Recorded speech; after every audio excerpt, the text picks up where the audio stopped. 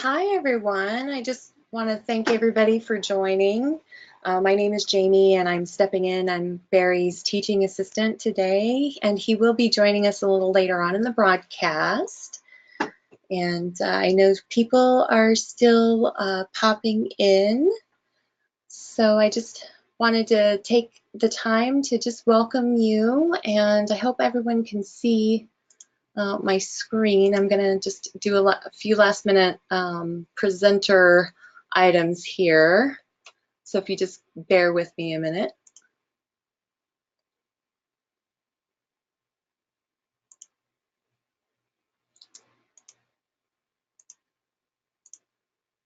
Okay, looks like we're ready to go.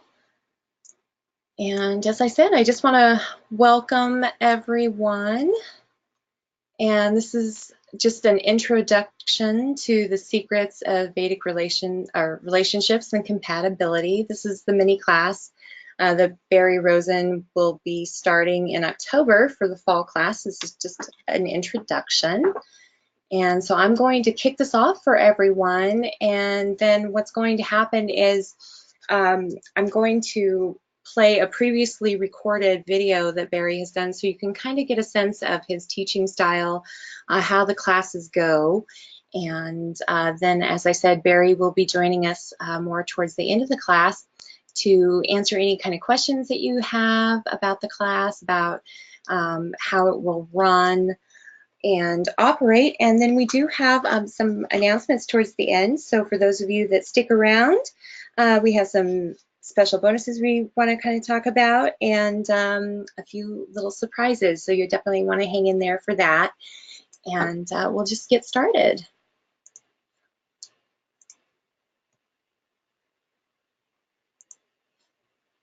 All right, so I'm just going to go through the slides here. This is Barry's contact information. So if you need to get a hold of him, there's his email address there, barry2@42cast.com, and you can definitely give him a call at the office number there or on Skype. He is available, so you can connect with him.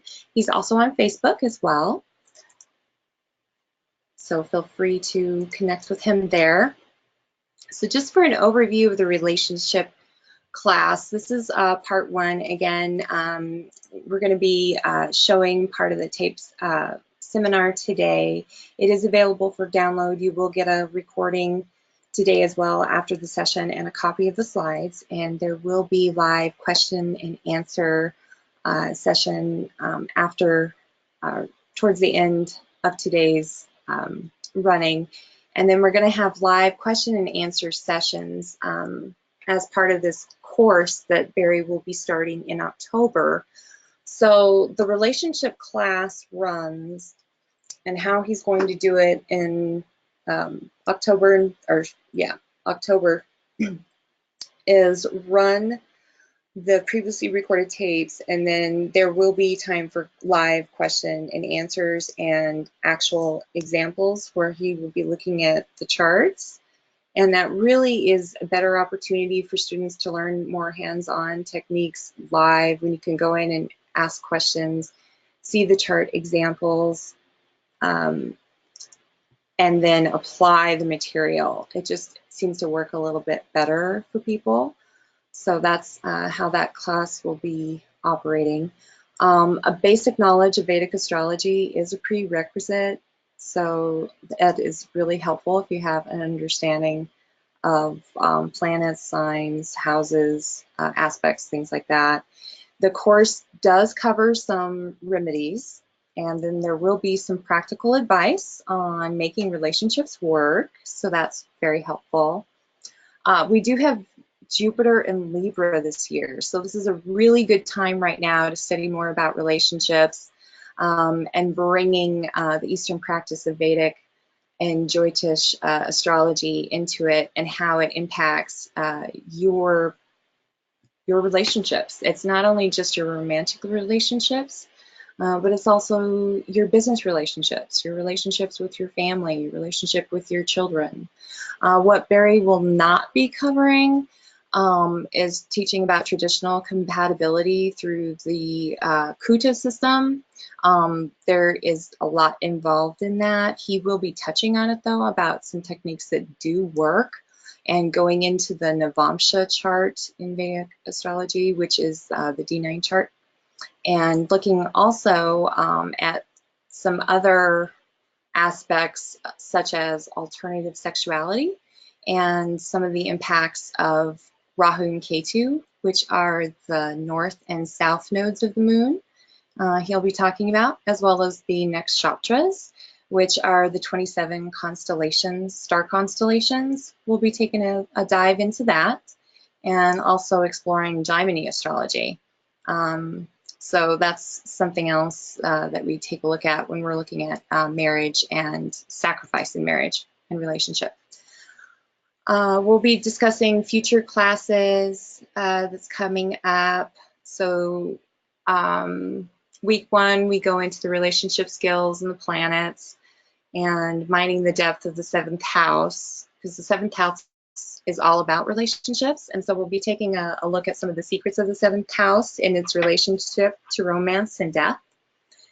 Week 2, you'll be taking a look at the overview of the planets and the signs and how that impacts the 7th house, and looking at compatibility techniques, which impacts other houses, of course, and planets in the chart. Week 3, cornerstones of relationship compatibility. So you're going to be matching moons, Venus, Sun, and then the rising sign for compatibility. Week 4, we go into the more Martian blemishes in the Kuja dosha. The Kuja dosha is more about period timing and the impact of Rahu and Ketu on relationships. And then again, we go into the Navamsha chart, which is the D9 and compatibility and spouse. So you'll learn more about qualities there. And then again, Jaimini and the Chara Karaka and their impact on relationships. And for those that aren't too familiar with some of these terms, that's okay. Barry does go into explanations of that, and his slides are very in-depth. He really gives a ton of information within his classes. And you know, anything with Jyotish or astrology, it's really taking a deep dive into everything, and you discover that it's like looking at strands of DNA. You start at one point and then you just go deeper and deeper and deeper, and it's really a fascinating subject. So I think you'll really enjoy what you not only discover about who you're interacting with on a daily basis, but you discover a lot about yourself. So it's pretty exciting. You'll also be taking a look at the timing of relationships and marriage, as well as discovering some of the blind spots, the things that you may not even think about that are hidden in the chart, in the houses, within the signs themselves, and some of the mythology and stories and things that surround that that's important. And when you figure out what that is, and it's specific to your particular chart, which Barry does go through the class, and he looks at your chart and the chart examples from the students, and helps you and guides you along directly in that area, you'll be able to identify some remedies to help. It's kind of like looking at your chart, finding the, if you think about a car and you have a flat tire, you're gonna figure out where that flat tire is. Can you patch it?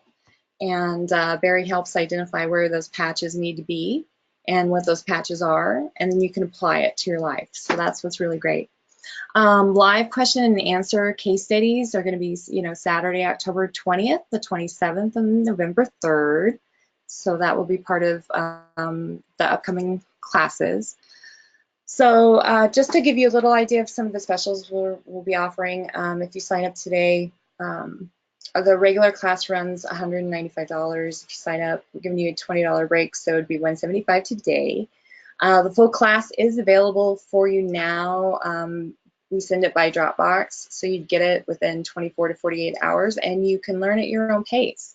And then we run these classes where you can pop in, and Barry does have these live sessions so you can ask questions, pull up your chart, and take a look at case study examples and see how it applies to you and your life, and take a look at some remedies that are helpful and things that you can do to move you along in your own relationships. You know, where are your blocks, and what can you do to help yourself? And, you know, if you're struggling, you know, with a partnership, or if you're struggling in a career relationship, you'll be able to identify those and do practical things now that will help you to get around those blocks.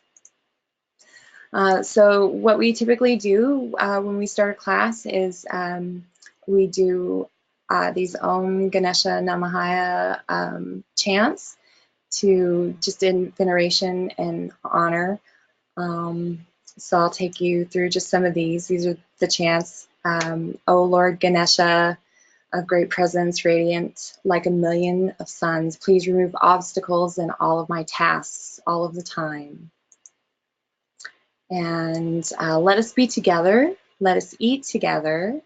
Let us be vital together. Let us be radiating truth, radiating the light of life. Never shall we denounce anyone. Never entertain negativity. And then we have it also in the Sanskrit up here too. This is just another prayer that we take you through. And we honor our gurus as well. The root of meditation is the form of the guru. The root of worship is the feet of the guru. The root of mantra is the words of the guru. And the root of self-realization is the grace of the guru. And we always like to honor our teachers, so Krishna, the goddess Saraswati, the Veda Vyasa, and the lineage, of course, of the Vedic gurus. Honoring Krishna, and then, of course, the goddess Saraswati, which is goddess of wisdom, of knowledge, study, education. The Veda Vyasa, writer of the Vedas. And then the holy tradition of masters. And then Barry does also like to honor his teachers.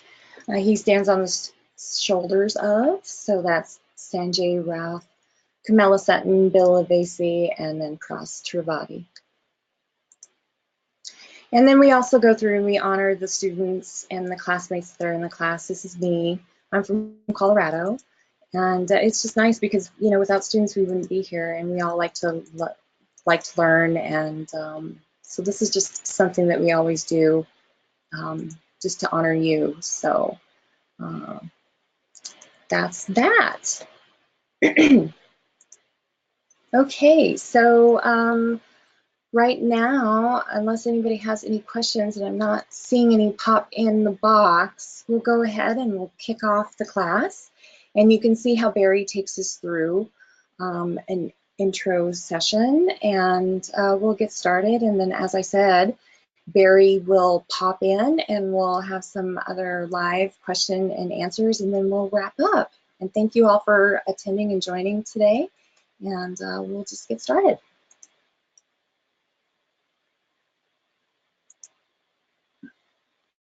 So welcome to class 7,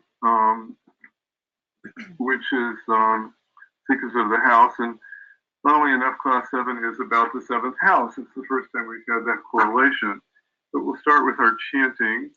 Daddy, I cannot see your screen. Okay, thank you. Okay, you should be able to see it now. So we'll try again. Okay, so let's start again with welcome again to Secret of the Houses, class 7, which is on the 7th house. And we'll begin with definitely prayers to Ganesha to get rid of all these video problems today. Om Ganeshaya Namaha, Om Ganeshaya Namaha, Om Ganeshaya Namaha, Om Ganapatiye Namaha, Om Ganapatiye Namaha, Om Ganapatiye Namaha. Vakratunda Mahakaya, Surya Koti Samapraha, Niryaga, Nirvigyan, Purme Deva, Sarva Karyesha, Sarvada, Sahana Bhavatu, Sahano Bhunaktu, Sahaviryam Karvavahai, Tejasvinavati Mahavishayavahai, Om Shanti Shanti Shanti. Om Adityaye Somaye Mangale Buddhaye Cha Guru Shukrashtani Bhischa Rahuve Ketave Namaha Jnana Mulam Guru Murti Puja Mulam Guru Param Bhakti Mulam Guru Bhakyam Moksha Mulam Guru Kripa. Continue honoring the Gurus, Krishna, Saraswati, Vedayata, the lineage of Vedic Gurus. Saraswati, who gives us wisdom, Vedavyasa, the first one to record the Vedas, and my tradition of Holy Masters, going back to my Guru. And honoring my most influential teachers, Sanjay Roth, Camilla Sutton, Bill Levacy, Prashtavedi, and the Oja. Finally, some more planetary mantras. Om Sum Suryaye Namaha, Om Sam Samaye Namaha, Om Kun Kujaye Namaha, Om Bhum Buddhaye Namaha, Om Brahm Brihaspate Namaha, Om Shum Shukraye Namaha, Om Sham Sunastraya Namaha, Om Ram Rahuve Ketan Namaha, Om Kem Ketave Namaha. So welcome Nicole. I think hopefully she's back. I know she had to leave for a second when we all had to get off. Christina is sleeping. Jamie's here. Sonara probably will come. Meg, I know, is in Portland. Kathy's here. Only back from all her travels. Good to have you back, Kathy. John's with his family. Alexandra is not sure what's going on with her. Ellen, I know I haven't heard from her. Darlene, I haven't heard from her either, but then we have those awful storms in the north in New York. Wu Sheng Ho is in Taiwan. I'm sure he's sleeping. Roshni is here. And we have a new classmate member who's not here, Nikos, from New Jersey. He's going to have some exciting news, and he's going to be helping me with Jodish tutoring at some point, but maybe he'll be joining us later. This week we're doing Secrets of Relationship. I originally had wanted to spend more time on the Marika, and then I realized that there was so much on relationship, and you know, love is more interesting than death. So I decided to table the information of the lesson on death. I may fit it in next week. Next week's kind of an integration week. We've actually gone over the 3 moksha houses between the videotapes and the lessons that we've had, and we'll also want to add some more material on the 8th house next week. And then we've visited the 3 karma houses. We watched the videotape on the 11th house. Today we're doing the other karma house. And then we did the 3rd house early in the course. So we're going to try to integrate all that material, a little bit of a summary form, and then we'll add some more material next week on the 8th house and the 7th house. And we'll also set up the upcoming weeks, which are, you know, secrets of the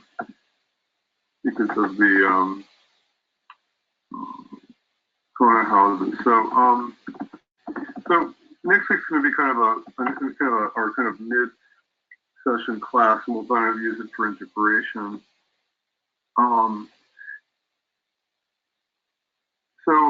The relationship class will start next Saturday at 3 p.m. It's 3 p.m. I need a little bit more time to prepare because it's Saturday. And hopefully that won't mess up too many schedules with people staying up late. I possibly can move it up. We can talk about that next week. And if you still would like to get into that class, I'll still allow the early bird for you. And there's more details on it. And again, such an interesting thing. And again, all these classes could be 30 weeks, but we want that. The almanac is, the first part has been published, the second part will be published on Monday. It's turned into quite a feat, and I really have to thank Jamie for helping me pull it together. She's been sending me emails at 4 o'clock in the morning, with revisions, and I couldn't have put it together without her. It's now 320 pages, and it's gotten really great material in it. I've never seen anybody do it. So it's not just a calendar with dates. It's actually interpretation of all the transits of all the planets, Sun, Mars, Venus, Mercury, Jupiter, Saturn, Ketu for the year.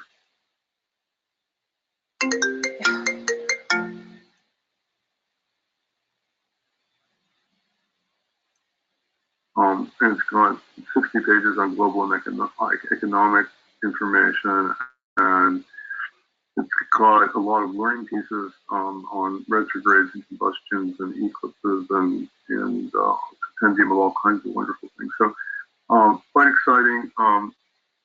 We are going to be shipping the final version tomorrow. David, do you want to say anything about it since you've been editing it? It's just a really excellent compilation of your work, Barry. Just as you said, just all the transits, a ton of information packed in there about Rahu, Ketu, all of the transits, through like Leo. Gosh, I'm overwhelmed with it. I mean, but in a very good way. It's turned into a really incredible piece of work. So congratulations on that. Oh yeah, because Jamie, it wouldn't be here without her. we still have to do the final editing between now and tomorrow. Okay, and then our remedy class is starting at the end of February. It's going to be on Saturday mornings. I'm not teaching that. We're going to be gifted with some of the doula. The Nakshatra course is the next class I'm teaching this spring. Starts February 25th. That'll be after the relationship and the house courses are both over. So I'll go back to just one class a week on Sundays. That's it for sneak previews.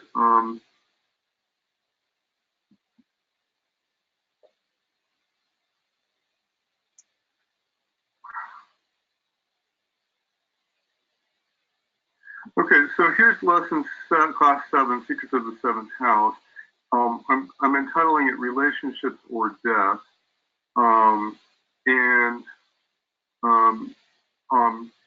Again, we decided to focus more on love this class, which is always more interesting. I think I'm hoping to next week maybe bring in 20 or 30 minutes on Secrets of Death, because I think it's kind of a fascinating topic, because I think the older astrologers used to teach this, and when I had my first reading in 1985 with Chakrapani, it's just part of the reading. He said, you're going to live until you're 88. I think that took a lot of anxiety off of my mind. When you go through stuff, or you're just wondering. And so, if you have some idea of what your life contract is, then I think that you can plan your life better. So, I think it's kind of an interesting thing to learn. And we'll spend a little time on that next week. Some people can get freaked out by it. I as a Scorpio, natural 8th house, I'm fascinated by death, and there's no such thing as death, because we're eternal on the soul level. It's just a matter of really kind of understanding that. And the interesting thing about one of the big secrets in Jyotish is that you can time death with it, and it was considered one of the big, that's why Jyotish was always such an occult secret knowledge, because you could actually time death with it. And I don't think it's something to be afraid of. I think it's something that you can really, it's useful to know. But anyway, we're not going to do that today. We're going to talk about love today. So, and again, I stand on the shoulders of many great teachers. Always with all my lessons. Camilla Sutton has given me numerous information on relationship, with lectures on relationship. Sending the Trees book, Astrology, the Divine Order of the Universe. Richard Hauck, there's a whole book on the astrology of death. Tragically, he died early at age 53. I first published in his books in the 90s, and he tragically died in 2001 at the age of 53. So interesting that he was totally fascinated by death. One set of books that I didn't mention, which actually I haven't been referring to very much, but B.B. Rahman, who's our classic Vedic astrologer, has a 2-volume set, and it really does cover all 12 houses. As you know, I'm not really fond of Indian books because they aren't always very clear, but Rahman's an exception, in his the nature of what he does. Again, it's not westernized enough for my taste, but it's a good reference book. And then I've given you a copy of Asta Sutras, the relevant information, so that you have that. So our technique section today is on Baba Suchika. And I keep having this fear that we're not recording, but I know it's, double check again here.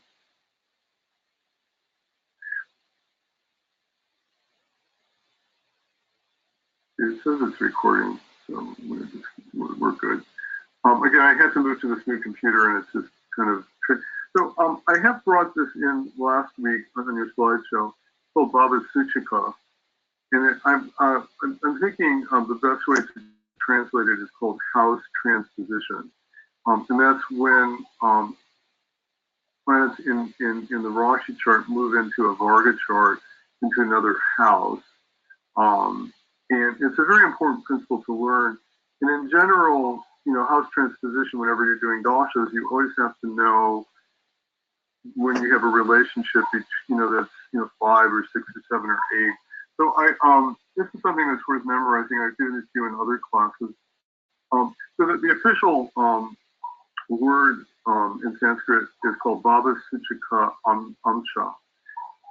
And the technique is that you count the number of houses from the Rashi to where it is in the Varga chart, and if it moves 6, 8, or 12 houses, then there's kind of a hidden problem in the movement.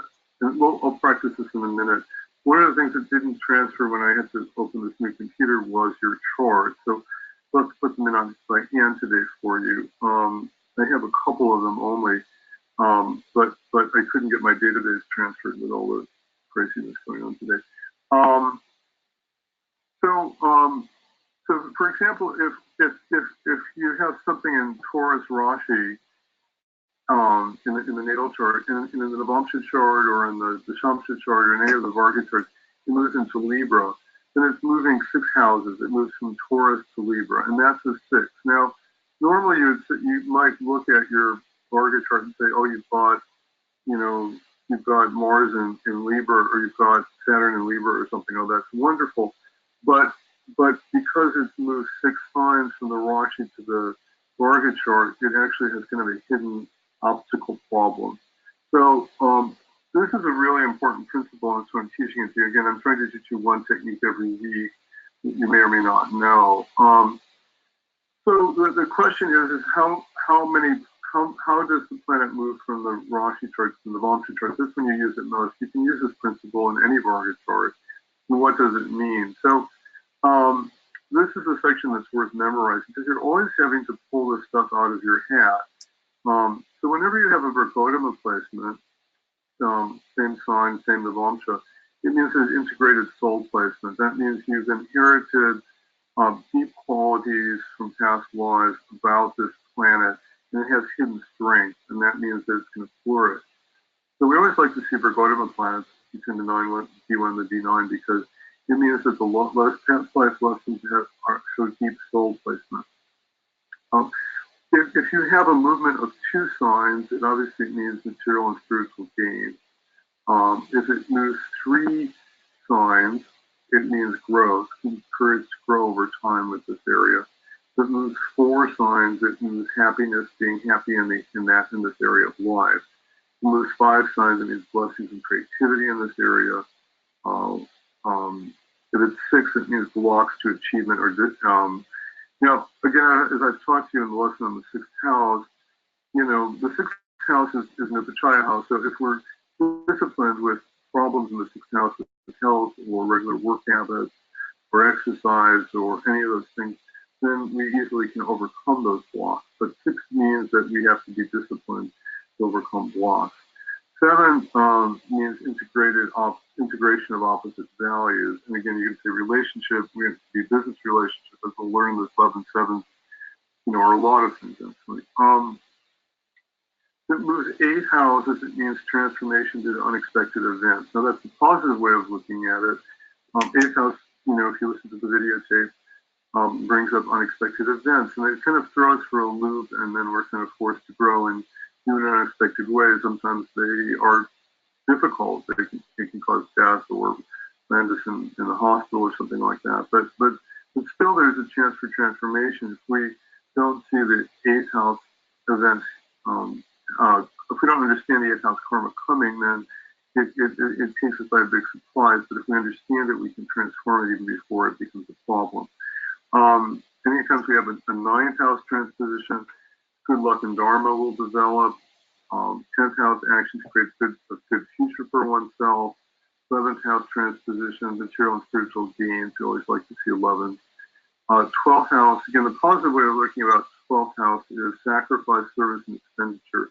Again, I've always talked about the positive ways of looking at the 12th house are 12, sacrifice and service, which means we give without expecting anything. But sometimes it brings up unexpected expenses, loss and frustration to point you toward moksha. So again, these numbers are key to interpreting dashas. When the dasha lord and the bhukti lord are X number of houses apart, it also applies to comparing the Rashi charts and the Vamsa charts. So let's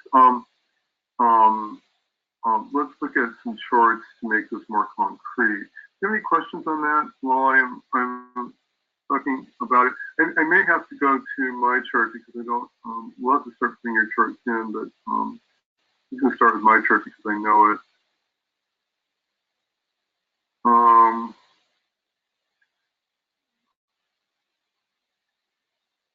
not really happy with how this is showing up.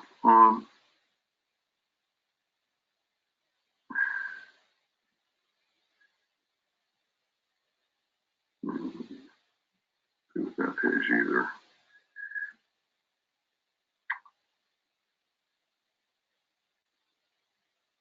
Okay, well, we'll go back to.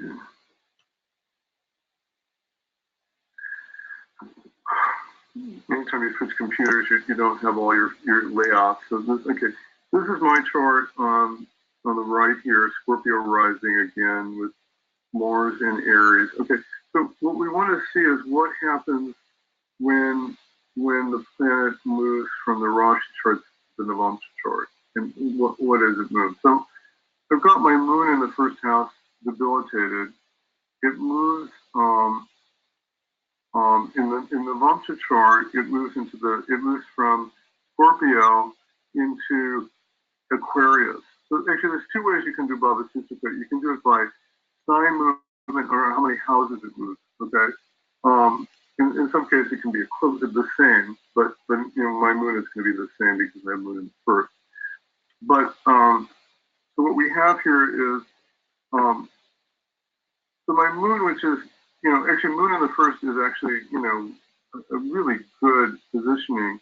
And later in life, after married life, my moon is in the 6th house, and it's actually more problematic. So it might even suggest that my emotional challenges have increased.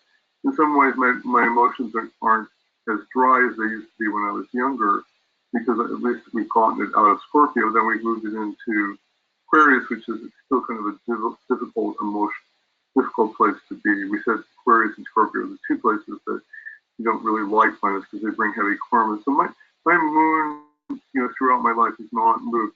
What it has moved, it's moved from the 1st house to the 4th house. And what usually we like moons in the 4th house because it has Digbala, but we also learned last week about Karka Baba Nacha that it's actually kind of a hidden problem. So I would say that my moon, my destiny with my moon is still pretty challenging, and it doesn't improve in my life. Let's look at another planet here. Venus goes from Capricorn in the 3rd house in the Rashi chart to Venus and in Mercury in the 10th house. So it goes from in another 6th house movement. It's moving from Capricorn into Gemini, which is it's moving 6 signs. It's moving from the 3rd house into the 10th house. And so it's moved 3, 4, 5, 6, 7, 8, 9, 10. It's actually moved nine houses. So in this case,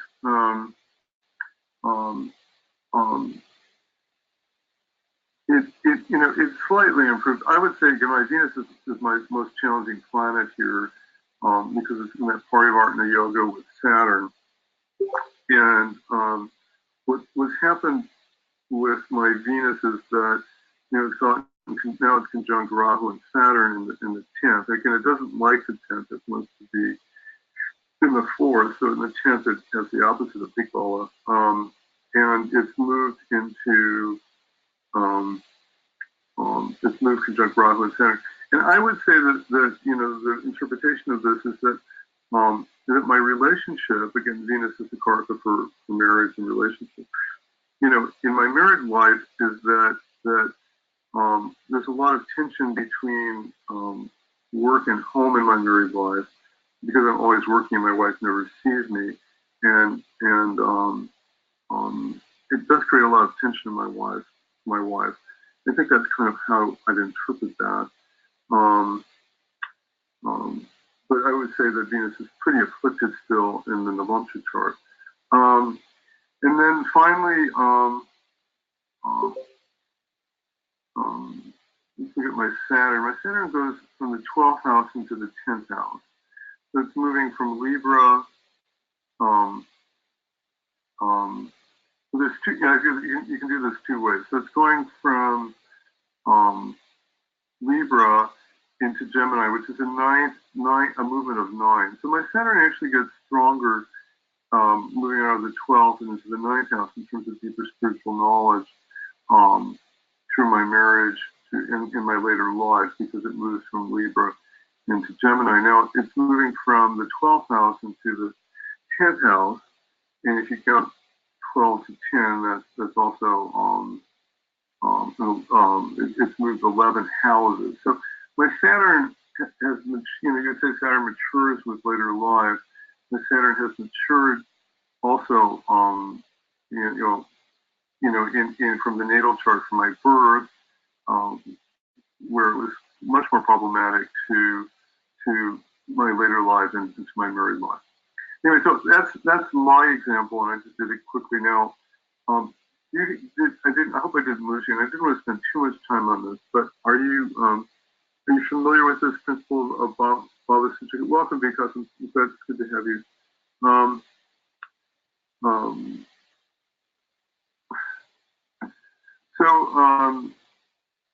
Do you understand this principle that I just talked about? And I didn't want to spend a lot of time with this, but I did want to bring in a new technique here. So basically, whenever you're evaluating, we always want to use the Navamsha chart to evaluate the hidden qualities of the chart. Again, the birth chart is more what we've come into in this life, and then most people, if you do charts of people over 35, their birth chart may not be as relevant. You have to look at the movement of what the planets are like in their Navamsha chart. And certainly when a person gets married, their Navamsha chart becomes very important. And so then what you have to do is you have to analyze what the movement has happened between the Rashi chart and the Navamsha chart to see what areas of their life grow because of marriage or because they've just matured later in life. So I don't want to spend a lot of time with that. I just wanted to bring that in. Any questions? I kind of went over that quickly, but I don't. I did talk about it once in the Navamsha class, and we'll go over it again in the relationship class. But I just wanted to bring it in because we are dealing with relationships this week. Okay. So I don't know if you understood that or not. Okay. So I want to go to our main focus today, which is the 7th house. So the Karaka for the seventh house is Venus, which we all know. It's an easy one to remember, and it refers to wife and marriage. The secondary Karaka for the seventh house is Jupiter or husband. So if you're dealing with a woman's chart, you obviously always have to look at Jupiter rather than Venus for the Karaka of the seventh house. The principle of Bhavat Bhavam, if you count 7 from 7, you get the first house, which means that the seventh house is the most fascinating house for so many reasons because our soul, our partner becomes a reflection of ourselves. And when we have trouble with our partners, it's because we see the problems that they generate from ourselves. And that's why this Bhavat Bhavam principle is important because it gives giving you this hidden information. And I brought that up in the article if you read it. The natural seventh house of the zodiac is Libra. And so whenever we're thinking about the seventh house, we always have to think of Libra, and we have to think about the quality of Libra. And Libra is always about doing things together. It's about compromise. It's about sharing. And that's what marriage becomes. So the challenging planets in the seventh house is Venus is Karaka Bala Nasha, which means it's too strong in the seventh house. We learned that last week. It just has too much sexual energy, and it kind of can get out of balance there. Mars is particularly difficult in the seventh house, and Mercury also. They're Mars at Karakasthana, which we have learned in previous classes. Mars basically, just brings way too much aggression and fighting to relationship, which is the worst thing that you with the one thing you don't want. And Mercury is too mature when it's in the seventh house because we said last week that Mercury is the prince, and so he likes to get into affairs and stuff like that. He's not very mature about commitment and marriage because he just can't settle down. So those are the two things to think about. So here's our general cookbook for the seventh house. Again, this is we always like to go deeper in our classes, but these are all the things that you look at when you look at the seventh house: wife, husband, foreign travels, family relationships, general prosperity, second child. Again, the first child is the fifth, the second child is the seventh. Earthly ties, business partnership, which is one we use a lot, and we actually should spend a lot more time on that. Contracts, business partnerships, and contracts go together. So contracts, I didn't list it here, but that's an important thing of the seventh house. Seventh house is the house of enemies, so it also can be victory over enemies. In sports astrology, you look at the stronger the first or the seventh house. You can use that principle in general. So it's very fascinating. Lawsuits can be part of the seventh house. Sexual life, sexual pleasure, semen, change of residence, depression, path of life, and death. Those are all things that you have to remember about the seventh house. Body parts, private parts, sexual organs, groin, urinary tract, uterus, pineal glands, hernia, those types of things are connected with the seventh house. Career connections to the seventh house, diplomacy, public relationships, marriage, counseling, business partnerships, all those things. These are just kind of general things. So we have to sort out, people always want to look at the seventh house for love and romance. But as I've talked to you in our class before, there's a lot of things you have to look at for love and romance, and we actually need to add the fourth house here, which is what we learned last week. Fourth house is family. So family life, being able to settle into family life and provide children for family life is fourth house. Fifth house is romance. So when people are unmarried and they want to get into romance, or people who are married and they're getting into affairs, that's in the fifth house. That's romance. It's adventure. That's one of the things about the fifth house. Seventh house is general relationship and business relationship. Although you can't say it's marriage, but it's I sometimes even think marriage is more important in the 12th house. 8th house is sex. We also learn the 3rd house is sex. And then the 12th house is sexual pleasures and sacrifice in marriage. You know, as I talked about in our videotape on the 12th house, sacrifice and service work are key words for the 12th house. And marriage ultimately, especially when you're bringing up a family, is about sacrifice. And so we can't ignore the 12th house when we're evaluating somebody's marriage. So I just wanted to sort this all out for you. If the 5th house and the 12th house are connected to the 7th house, then there can be affairs or sex may become too important in the relationship. Now, I always like to have hidden things about these houses for you. So the 7th house is our back. So people who have back problems, you're looking at the 7th house. And because the 7th house also rules relationships, people who have back problems usually have relationship problems. And if they solve the relationship problems, their back problems will often go away. So remember, we learned that those connections are important. So, but the 7th house is also kind of another blind spot. We learned that the 12th house is a blind spot because it's right around sunrise, and we can't see planets in the 12th house. And it brings up our blind spots. In the same way, the 7th house represents our blind spots also because we can't see behind our back, you know, and we can't see our enemies sometimes. Sometimes they're hidden. And so the 7th house, planets in the 7th house also can be connected to blind spots. We just don't clearly see them. You know, the 1st house and the 7th house come together, right? They're one package. People develop back problems usually have relationship problems. Pain in your back is usually a relationship pain, as I just explained before. Now, if we get into the article that I wrote, you know, people always want to. I was really kind of digging deeply into understanding the 7th house and secrets of relationship. And one of the things that our parents have kind of built into our life is that we're meant to have lifelong partners, and that may not be realistic in modern society, and that may be part of a different generation.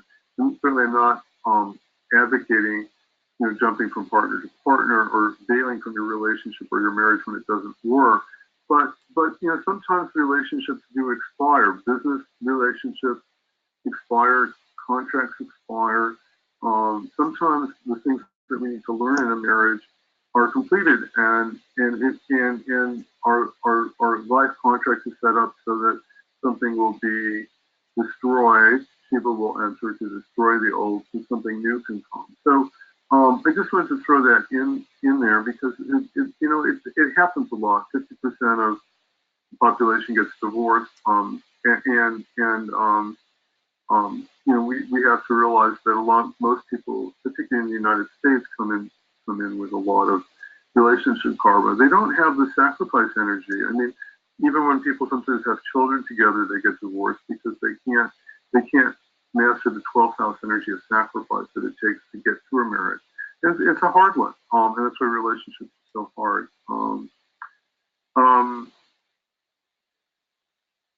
The big thing about relationships is that our partner should teach us about ourselves.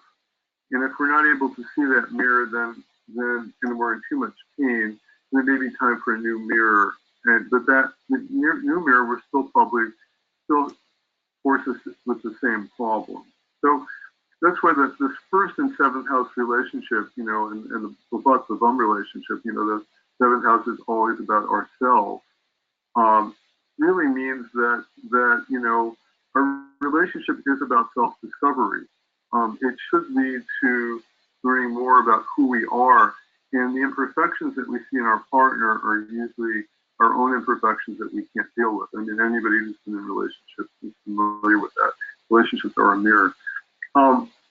Saturn gets big bala in the 7th house, which is the natural 7th house in Libra. You know, to me, this was kind of a revelation when I was thinking about it. I have Saturn in Libra, and I'm very responsible in relationships, and I have endurance. You know, because Saturn you just wouldn't think that Saturn in the seventh house is going to be good for relationships.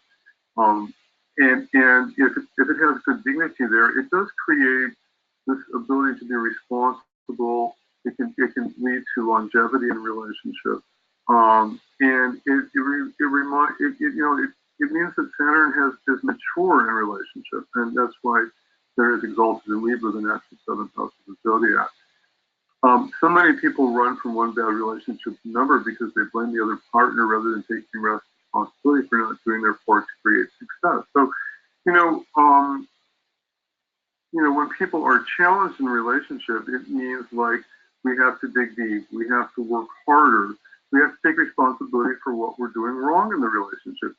If our Saturn is immature in the chart, if it's even if it's very debilitated in the seventh house, it's something that may not have the right energy to kind of know how to be responsibility. If it gets too agitated, wants to change too quickly. But when you kind of jump around in relationship, it just becomes a maddening dance in your inability to reconcile your dark shadow. And you end up blaming others rather than taking responsibility for what you did wrong. So that's what Saturn is in the seventh house is a gift, particularly if it's strong in a chart, because it means that we're able to take responsibility, we're able to have mature relationships, we're able to look at ourselves and to transform. Everybody knows that Venus, love, and relationships are connected to the seventh house, but the key to the seventh house is self-love. If we can love ourselves enough, then we can put up with any of our partners' imperfections. So, that's always one of the kind of, one of the things that we learned is that wherever we put Venus, wherever it aspects, it tends to love that particular area. So, in a sense, people who have Venus in the first do really well with relationships because they have a lot of self-love and they have a lot of love for partner, the first aspect in the seventh. So, it's one of those placements that you really like. And I also like Jupiter in the first for that same reason. I think when you have benefics in the first house, and if the first house lord is relatively unafflicted and well placed, then there can be enough self-love to kind of deal with your partner's imperfections, because your partner's imperfections are not reminding you of your own imperfections. So that's always kind of the key with relationships. You have to love yourself, and you have to be grounded enough in yourself that you can put up with your partner's imperfections. I'm very blessed. My wife has Jupiter in the seventh house and in the first house in Libra, and she's just a master of relationships for that reason. But it's also because she's just, I think she has enough self-love that she just puts up with my own imperfections too. So I think it's very powerful. If you have a strong first house, then you can be more in touch with yourself, your own love, your own self-love, and then you can accept the partner.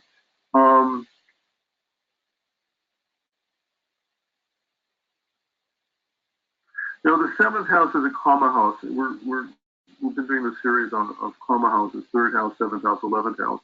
And this is the final karma house, which is a house of desire. And karma, sometimes gets bad connotations with sex, like the Kama Sutras, but karma just is about pleasure. In relationships, we have to move beyond self-gratification and personal need to give unconditionally to be successfully.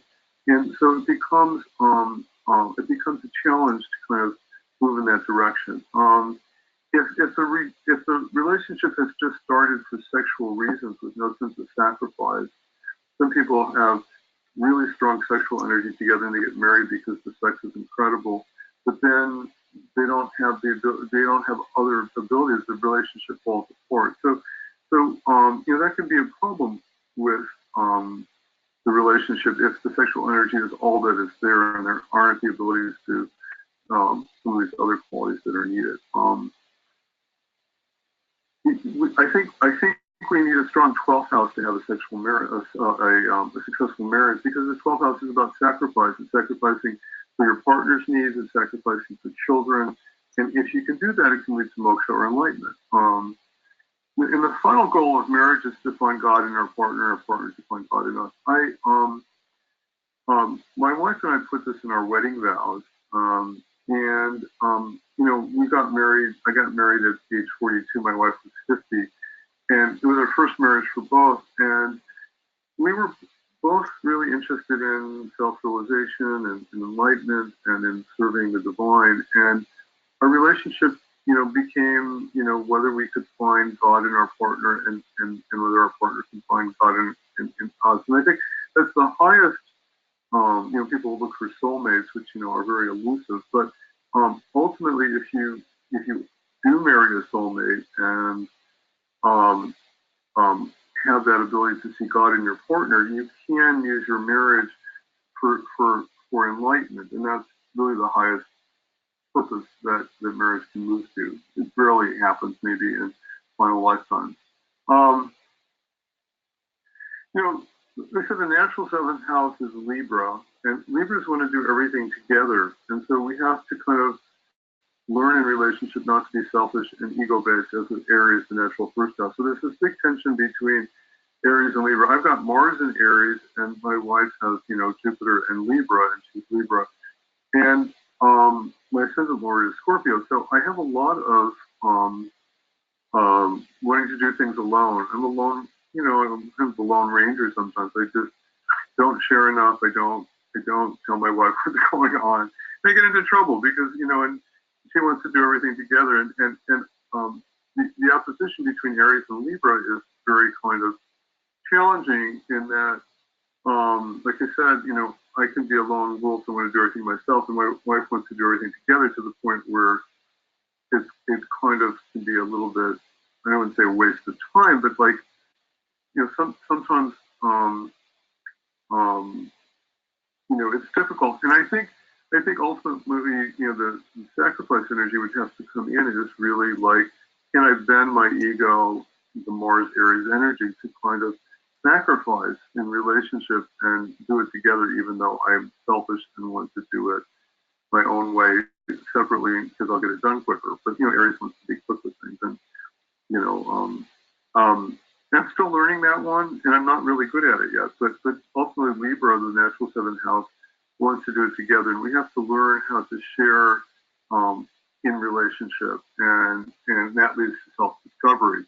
The other thing, you know, that happens in relationship, obviously, is we tend to search for partners because they give us meaning, and when the partner validates us, it's as if we suddenly say, I exist and have meaning. And so, you know, what happens is when relationships get into this difficult place where the partner is tearing apart the other person, and that's the most destructive thing that can happen, because the person needs the self-validation of what he's doing, and I exist. And so the most important thing in a relationship is that you always have to support whatever your partner is doing with deep enthusiasm, even if you disapprove of it. I mean, when you start turning down your partner, you may disagree with what your partner is doing, but, you know, everybody wants validation. They want to know that what they're doing exists.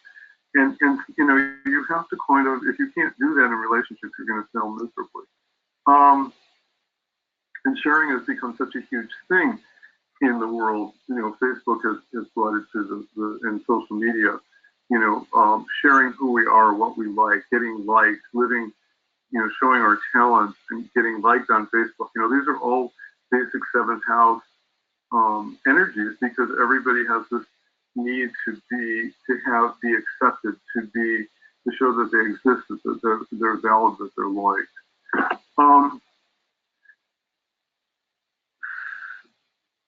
You know, the seventh house is also about business contracts and commitment. Do we honor our contracts in love and business, or do we break them? I mean, it's the same thing. Do we, in relationships fall apart if there's a lack of trust, if we don't share what, if we don't speak the truth, if we don't do well. And that's why I think Jupiter does so well in the first 7th axis, because Jupiter and Saturn too, for that matter, because they bring maturity and truth to the relationship, and they bring success because we're able to kind of share the truth and keep our word. You know, when we don't keep our word with our partner, when we don't share our or what's going on with us, we lose this trust element, and that's why we want Jupiter in the first for successful business relationships and business contracts, if you're being Muhurta. So even in business, it's kind of like, is each partner contributing equally? Are they doing what they said they did? And if that doesn't happen, then a divorce happens in the business contract also. It's the same thing. I mean, that's why they're very connected. Of course, Libra, the natural 7th house of the zodiac, is always about compromise, balance, and fairness. And this, you know, this becomes the most difficult thing to learn in relationship, because, you know, if you're so set on it has to be my way, then you get in, you know, there's no compromise. I mean, one of my teachers reminded, you know, somebody did a study. There's 32 different ways that you can wash dishes. And I don't know if you're married and you've had a fight with your spouse about the fact that he didn't wash dishes the way that you wash dishes, and yours is the only one right way. If there's only one right way in a relationship, you know, that's Mars and that's ego, and that's going to destroy the relationship. Venus has to come in there. There's more than one right way. Can I accept that my partner wants to wash dishes completely different than I wash dishes? You know, and that's part of, you know, basic compromise.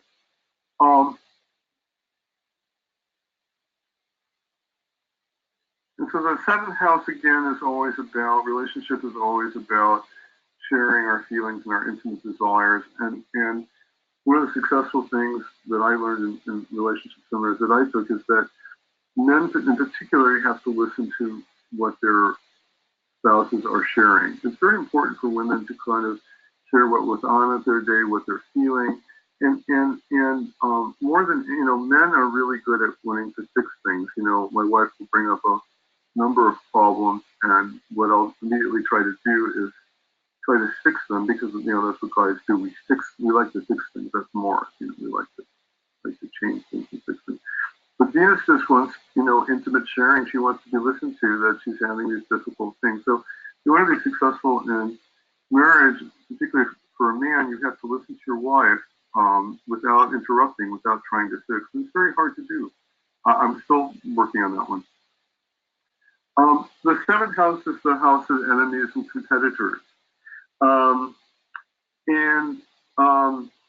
used to do a lot of, I used to be really into sports and baseball. I still am a little bit, but I used to actually predict which sports team would win. And the way you would do it is you would you'd run the chart for the start of the game, and you'd say that the first house lord is stronger than the 7th house lord. The first house is the home team. The 7th house is the opponent, the enemy, the competitor, and which one is stronger. And this is quite fascinating to play with, if you recall, but we're not going to do a course on that. So, I just mentioned it for fun. Now, the first house is sunrise, and the 7th house is sunset. So it's kind of a difficult time of the day, and that's why I think the 7th house is so difficult in some ways. Again, it's our blind spot. We can't. In fact, I was just driving a couple weeks ago, and you know, the sun comes down really early now at 4:30 or 4, you know, and the sun was totally in my eyes, and I couldn't see a car coming behind me. And luckily, he saw me, but I was totally blinded. And that's kind of what happens at sunset. But you know, it's kind of the magical thing about the 7th house is that, you know, as the darkness approaches, as sunset approaches in our 7th house, we lose our identity and merge. And that's, you know, ultimately, you know, that, you know, in sexual union, that can be a wonderful experience, is that merging element. In medical astrology, the 7th house is kidneys, which is also connected to Libra, and also female sexual organs. Like, male sexual organs are actually 8th house. So when people are coming with problems with menstruation and reproduction, you look at the 7th house. But for men who have male-oriented problems with erection or things like that, you have to look at the 8th house.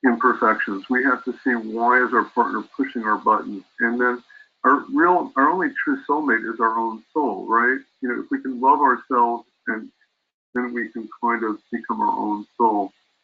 You know, but relationship can be exciting, but we have to remember it's kind of like this foreign territory. It's like the land of Oz. It's the place of dreams and hopes, and it's very exciting. But we have to remember that it comes with all the challenges. In reality, people want to find their soulmate, but do you really want someone exactly like yourself? You know, are you going to be bored to death? I mean, actually, in the relationship course, that one of the things that we'll learn is that one of the best compatibility is having an 11-3 relationship where your partner is you know, you have they're 11 and 3 houses from each other, but you know, two Libras marrying each other actually do really well together. It's one of the better combinations that you want. Or twos, you know, Scorpio. Sometimes people do well if they marry themselves. They even do. Sanjay Ross told me in his relationship class that the 11-3 relationship is the best because it's friends. Our partner becomes our best friend, and that's particularly good. So the key with relationship then is accepting. You know, people come with two sides of the same coin. Everybody has their good and their bad sides. Sometimes we don't see the bad side of a person until, you know, 5 years into the relationship, and then it becomes a shock, and we can't believe that bad side, and we want to leave because we can't believe it's there. But you know, everybody has a kind of a dark side and a shadow, and ultimately comes out. I know I had a good friend in Sedona, and he was one of my best friends, and I failed to do. We needed to buy a house very quickly, and he was a realtor, and I called him up to get him the business, but he didn't have a secretary. His phone wasn't working. He had gone to Disneyland and not told anybody. And when he got back, you know, and I had to jump at this house. And when I got back, he turned 180% on our relationship. How dare you go to another realtor, you know, and not give me the business? And it turned out the relationship that we had, our friendship, was all about getting my real estate business. And, you know, and that was a shock. And that came after 4 years of friendship. But you know, I felt badly, but in the end, it was, you know, I didn't do anything wrong. But I think we have to kind of remember that people have both sides and have imperfections.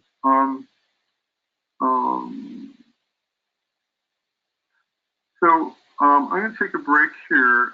This is a lot of theory, but I wanted to. It's kind of. Do you have any questions? The rest of the class will be of astrology, but you know, inevitably people who want information about relationship, you know, need to kind of understand kind of really deep principles. I tried to bring them out in that talk, and we'll go deeper in the relationship course starting next week. Any questions or comments? Any sharing?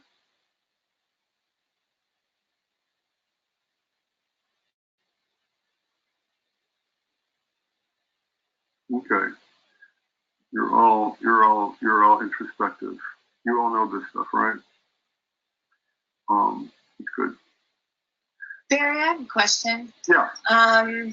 With Venus and Jupiter, as far as like representations for, you know, like same-sex marriage or just like girlfriends or live-ins, would you still look at them as significators for committed relationships that maybe not necessarily, you know, signed on paper, I guess? Right, yes. Yes, the answer is yes. Okay. I'm getting an echo here, but relationship that lasts, you know, where you live together is, you know, even in Vedic astrology is considered a marriage. And sometimes people live together for a year and they may split up, but that may be the first marriage, you know, and the second marriage, you know, would be this night out. You do have to make a living situation kind of as a marriage. It's a strong, you know, committed, you know, strong way. And we'll have some stuff on gay relationships in the relation course too, but it's usually a male relationship also, and so you also have to look at different because they're always related. Okay. Okay. And I had another question. Yeah. With regards to which chart you'd be looking at to gauge a relationship, do you go with the Rashi first, and then if a marriage occurs, then the Navamsha, the D9 activates? Is that right? And then if they would separate or get divorced, do you go back to the Rashi? How does that work? Yeah, that's really interesting. That's something I don't know if I've ever been taught this. I've been looking at it because I have some good friends that are going through a divorce, and I've been looking, counseling them and looking at their charts for a long time. And basically, the man's chart is just totally brought to life by the marriage. His Navamsha chart is really brought to life, but his Rashi chart is very, very difficult, and so the marriage has kind of saved him. And I do think now that his wife is divorcing him that he should go back to his Rashi chart and see utter failure, that the lessons that he hasn't learned. So that's my experience. That's fascinating. So the same principle is like if you would move, you're moving in your relationship, just like if you would move like location wise, house wise, and change. I'm thinking, right. Changing like time zones. So it kind of works the same way. Yeah, but you always, the multi-dimension course. I didn't spend enough time talking about the Rashi chart because everybody studies the Rashi chart forever. But in the end, the Rashi chart is 50 or 60% of the chart. You always have to go back to the Rashi chart, and just about everything is always in the Rashi chart. It's that you fine tune it in the Varga chart and the Navamsha chart. You get more information. And the whole thing with the Rashi chart is that if the Rashi chart promises something great, and it's not in the Navamsha chart because you get 12 houses or debilitated planets or something like that, then it's just, there's always this hope that it's going to happen, but it's not going to manifest because it's not in the Varga chart. On the other hand, in the rule is like if it's in the Rashi, if it's not in the Rashi chart and it's in the Varga chart, it has that same kind of effect that someone is someone has this kind of inner hope that it's going to happen because it's kind of there on a subtle level, but it's not strong enough in the Rashi chart to kind of manifest. Good question. Okay, thank you. So I'm going to mute you guys.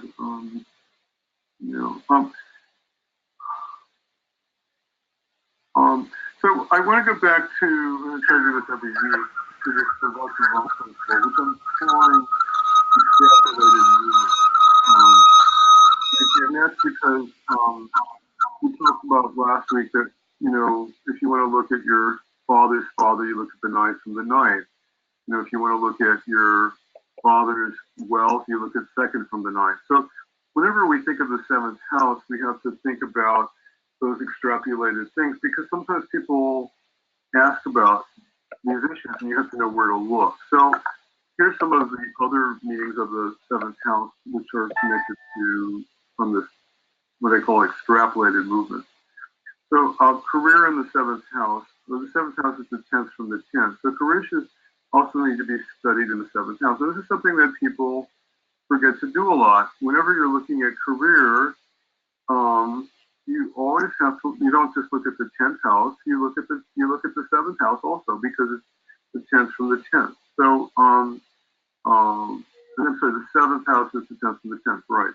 So that will give you more indications about career. And one of the principles we learned we've always learned in astrology is that we can't ever look at one thing. So some people think, oh, his 10th house is wonderful. He's got an exalted sun there. He's going to have a great career, but then he's got a debilitated Saturn in the 7th, and there are all these other factors. So never get caught up looking at just one thing because you end up messing up the interpretation. You have to look at 3 or 4 things. Then you have to go to the Varga chart.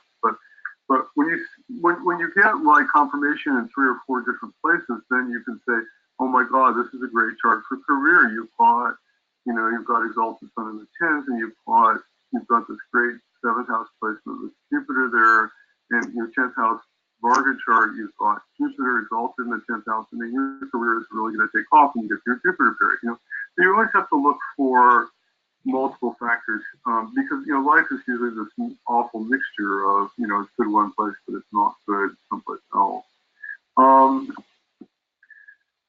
in the 7th house. So the 7th house is the fourth from the fourth. So just to understand your home, your inner private self, your mother, your maternal grandmother, your home away from home, you need to analyze the 7th house. So your vacation home can be the 7th house. Your grandmother is the 7th house. Your mother's mother is the 7th house. So you have to remember, again, that's another extrapolated placement.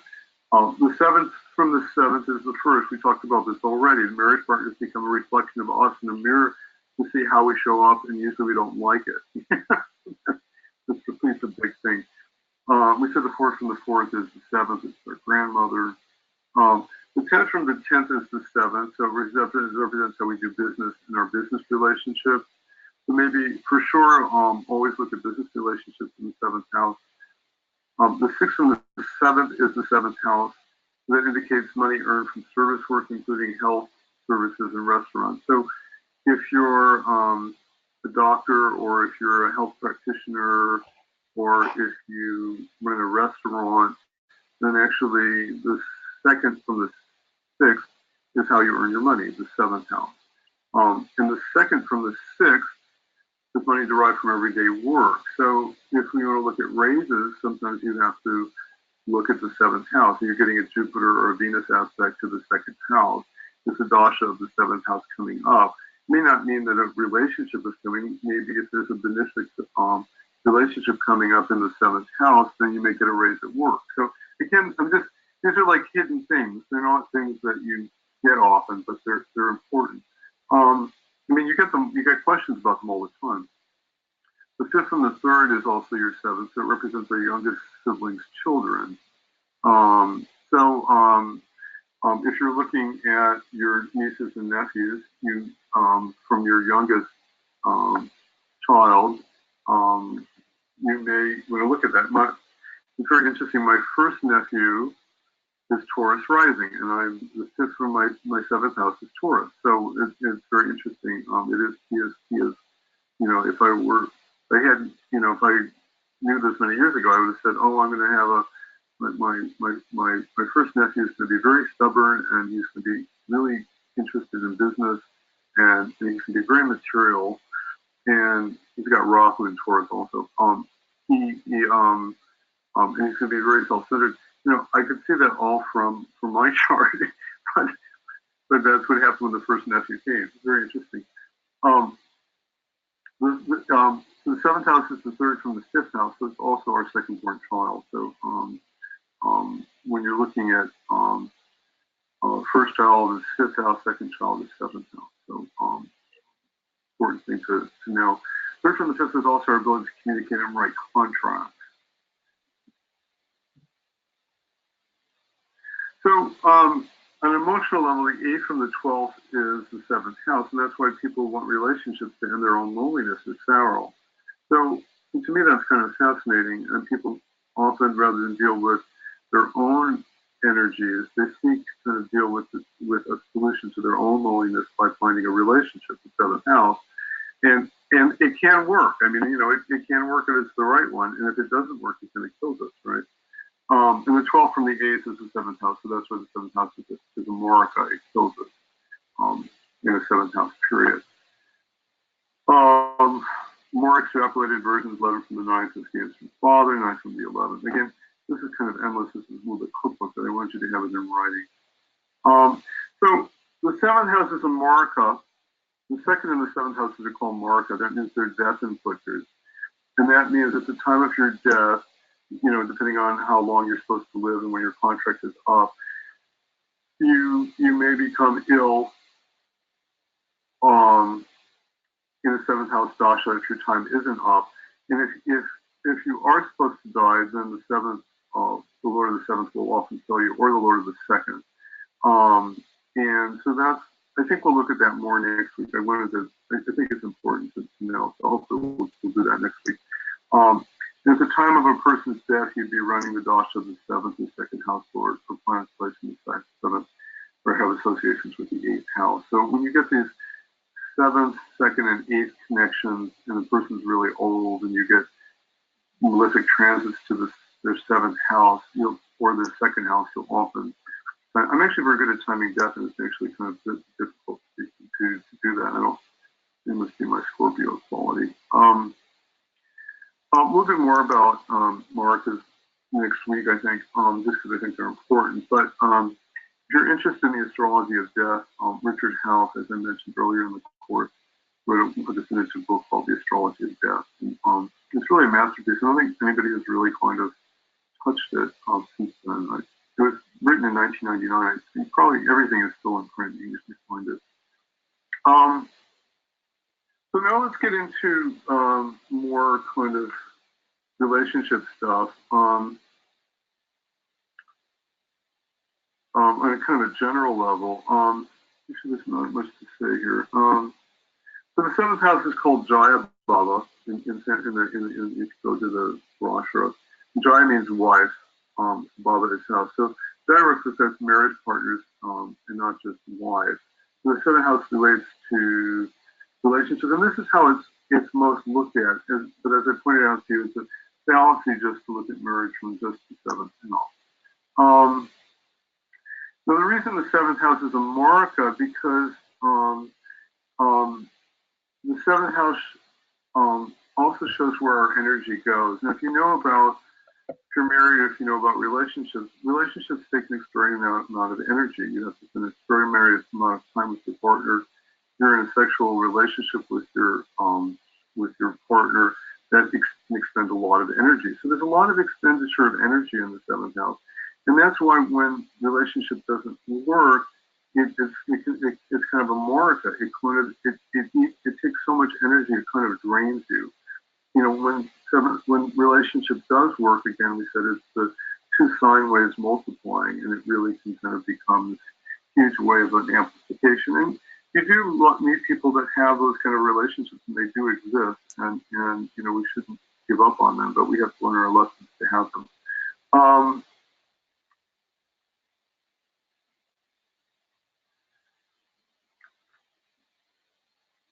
So one of the reason the seventh house is a karma house is that the soul gets entangled in worldly relationships and sometimes forgets its true purpose in life, and then that kind of blocks it from spiritual realization. And in a sense, that's why when some people get divorced and they're on a deep spiritual path, that break may bring them back to God. They may start going to meditation again. They may spend more time. So I don't want to negate the value of relationship, especially for marriage and children, and it really can be wonderful. But when it doesn't work, it really can take us away from our spiritual path. And traditionally, in the Vedic lifespan, people, at 60, their kids get married, and they're often they often go off, become sannyasis, and go back on their spiritual path. So they've finished their commitment in marriage if they've been successful and sacrificial. But there sometimes is a little bit of a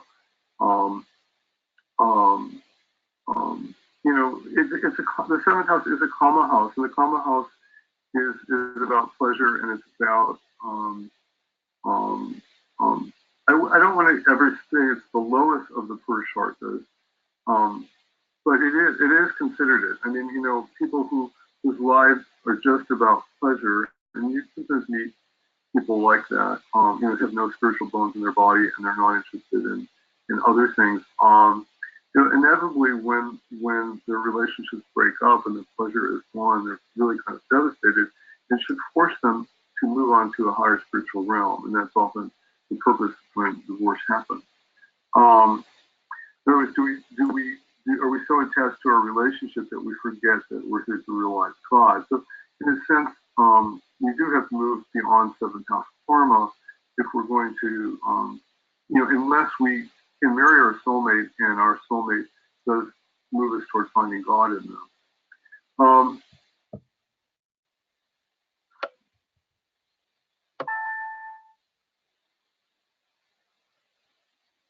Okay, I'm not going to talk about this. So let's talk a little bit about planets in the seventh house.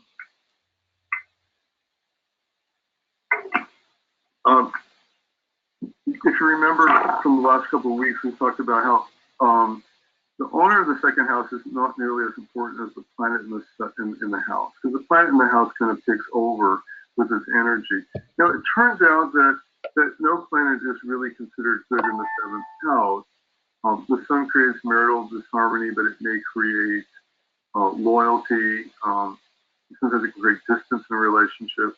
The moon creates fickleness. Mars often will lead to divorce in the seventh house. We'll have a whole lesson in Kuja Dosha in the relationship class. Mercury leads multiple relationships. People are never, Mercury likes, more than one thing. So they want Mercury in the seventh house, likes to play, it likes affairs, it likes multiple partners. Even Jupiter and Venus in the seventh house can be prone to affairs. Saturn, Rahu, and Ketu in the seventh house bring up deep karmic issues. Sometimes, Saturn, as we said, can create responsibility. Sometimes if you have a strong Saturn in the seventh house, you'll find that marriage is really dry. They're committed, they kind of stay together. There's not a lot of love, but they have responsibilities to their children, they're committed. Rahu and Ketu are the most, we'll have a whole lesson on Rahu and Ketu in the relationship course, because to me, Rahu and Ketu in the seventh house axis creates the most difficult dance, because Rahu in the first house tends to want to require a lot of attention. You put Ketu in the seventh house, they have to marry a devoted partner. I call it the rock star fan syndrome. If the rock star doesn't have a devoted partner, he's going to be in trouble. Ketu in the first house, the same thing. Ketu in the first house, he's a very kind of has to be a very devoted person to his partner. And his partner is going to be charismatic and out there, and he has to kind of being able to not shine in the limelight. And so there's a whole kind of karmic dance that has to happen there. So more specifically, if we look at planets in the seventh house, so again, I like to use Bill Levicy's, we'll look at your charts in a little bit. We'll take a break and do that. But planets in the seventh house, Sun in the seventh house is favorable in Aries, Leo, and Jupiter ruled signs, and Jupiter aspects. So using the Bill Levicy model, that when the planet's strong, it can bring out the better qualities. When the planet's weak, it brings out the more difficult qualities. So again, and that's a reminder that we always have to look at dignity when we're evaluating a chart. So people with Sun in the seventh house are good business people. They may provide leadership in partnership and success in that way.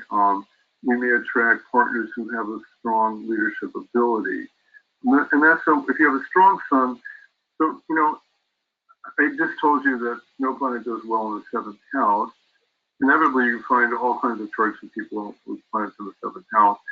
And if the planet has dignity, then there's some good things that can happen. And so unfavorable Sun in the seventh house, Libra, Capricorn, Aquarius, connected to Saturn, Rahu, Ketu, controlled by aggressive partners, possessive of partner, frictions in business, fulfills the commitment to relationship even if it's not working. Part of me, I always tell you I don't want to do cookbook Jyotish, and so I'm going to let you go through this list yourself. This is stuff that is kind of cookbook Jyotish. You should learn it because it comes up right all the time, and you want to be able to say something meaningful off the top of your head. But I don't think we need to go over it in class. I think you can just read my notes on it. But I do want to go over signs in the seventh house.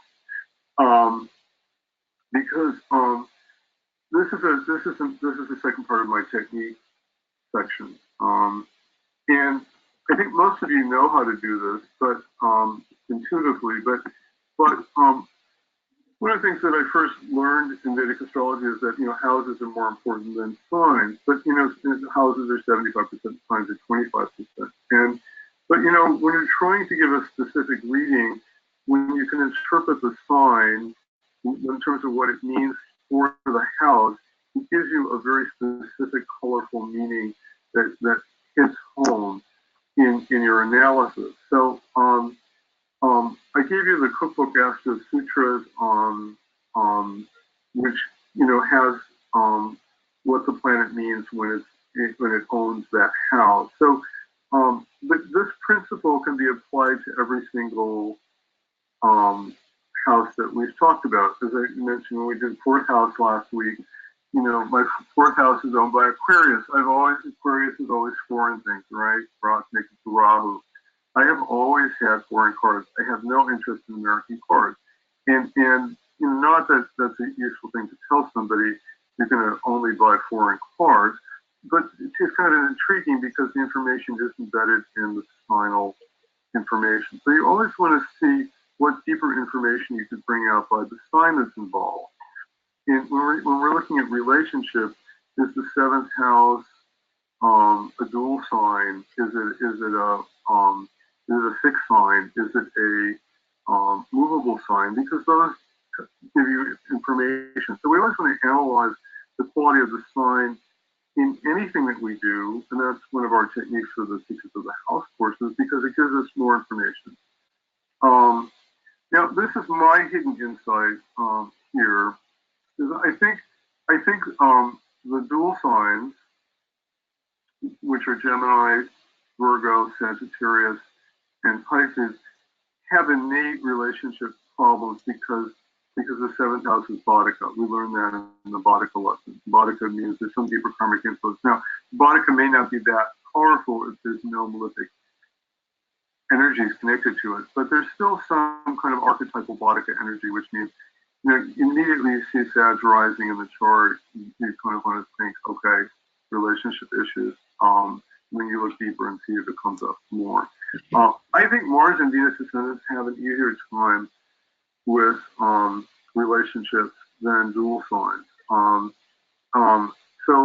Yes, there's a big dance between Mars and Venus always, you know, between ego and being together, and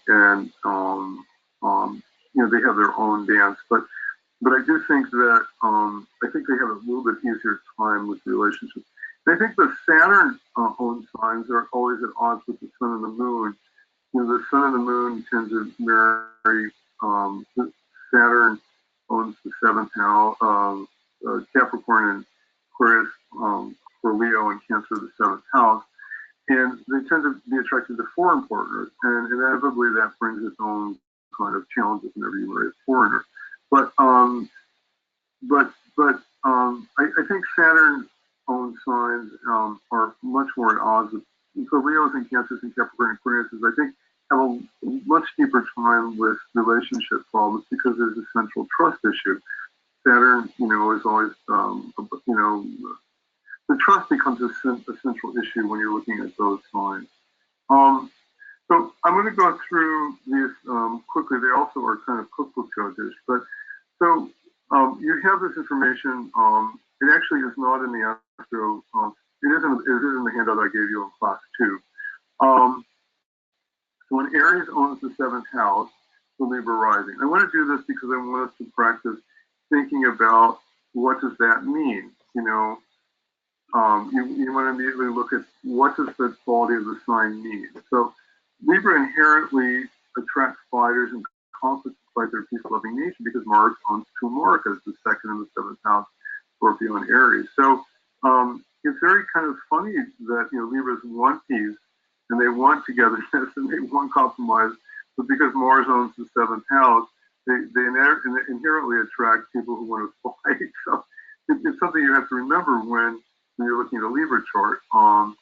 They may attract useful partners with lots of energy, but they may be selfish or controlling if Mars gets afflicted and caught in ego.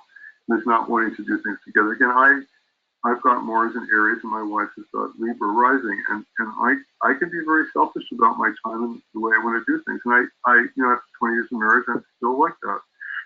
People don't change, and she puts up with it. but you know, Aries partners will be restless in marriage, and that could become a war zone. You know, Aries is kind of a real active sign, right? It just likes competition. It likes force. It likes to move. Like, you know, it's not, doesn't settle into marriage real easily, right? So Aries owning the 7th house. Taurus owning the 7th house for Scorpio rising, right? So if Venus is strong, it could lead to a lasting marriage. Again, because Taurus is a fixed sign, right? Taurus is the most earthy sign. It's steady. Tauruses are very sweet. You know, if you're a Scorpio rising, you end up with a Taurus partner, you know, it can be very powerful. Often, you know, there's a very sexual connection with Scorpio and Taurus because they're both very sexual signs. And if that's important in the relationship, that energy can work for the person if there are other things going on. The problem with Taurus rising is, you know, Scorpios are very, they're very spiritual people. I'm Scorpio rising. I mean, I'm interested in moksha. It's the sign most interested in moksha. I'm married to my 7th house is Taurus, and my wife is very material. I mean, and it's very interesting. I've had to accept it. When I lived in Sedona, I was Libra, and we were both Libras. And you know, we actually had a lot of material growth together, and we were both interested in material growth. I put all our money into the houses and stuff like that. Back here, I'm you know, Scorpio rising, and all my life is about spirituality, and there's still some strong interest in buying things, and I'm, you know, it's odd. It's like, you know, I'm interested in, you know, in God, and my wife wants to buy the latest fashion, and you know, that's fine, and that's the dance that happens between Scorpio and Taurus. Sometimes Taurus is more material.